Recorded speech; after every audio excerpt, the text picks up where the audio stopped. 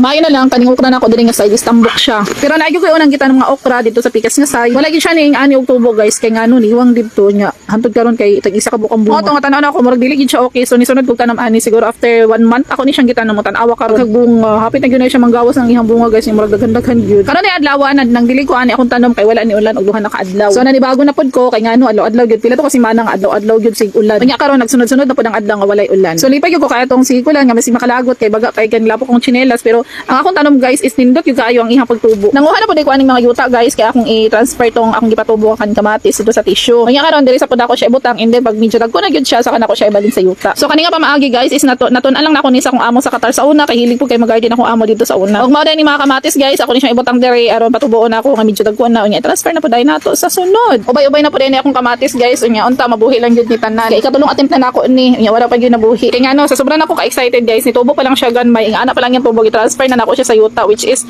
dili gid siya mo survive. Ano ginagawa mo? Ice cream. Ah! Ice cream. Talag ka dyan!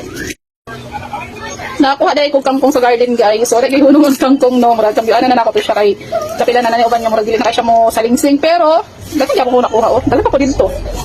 And then, kani, ang akong sagot, ani akong buto-buto. So, tuluran ni guys, kay kami na ba ni JC, amat na kumabot akong manghod. Hindi na ko sure mong, dili po kayo ko galutog daghan, kumingan akong manghod yaman. Siya kay, usay, di siya madayon. O niya akong giluto, ay nako, sana lang kisa na mo kaon. O niya, hagpato na din ako ni Makangtong, kaya ron mag-start na kong luto, kaya ning orasa is medyo udto-udto na, perminti na lang yudlit, akong paniudtoan. O sahay, nabukal-bukal pa lang, wala pa naluto ako sudan, nang urog na ko sa kagut. Kaya yung saon taman, pag limpyo na lang gani sa balay, ulang pa akong oras, apay garden, sa maon ng perminti na lang yun. Taghan, kaya kong buhaton sa matag adlaw. O niya, kaming son, pag yun ang akong tindahan, so saon naman ka na ako ng pagtunga, murag tungaon ako katulo ni akong lawas, kaya di man ko masaligan ang akong anak na 6 years old.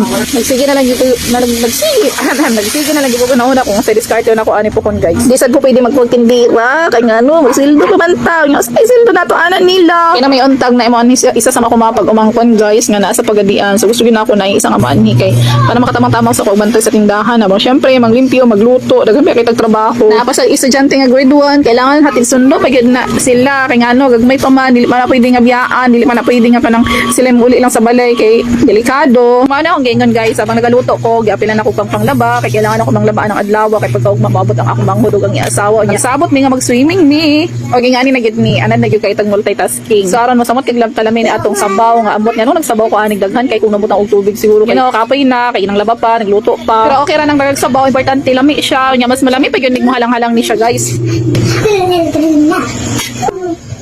Latog halang ba? Halang. Wow, dami kay siya halang. Mama, natataya ko. Ay, yagi ko makain ako. Natataya ko. Hindi nga dapat nagsabi. Kain ako eh.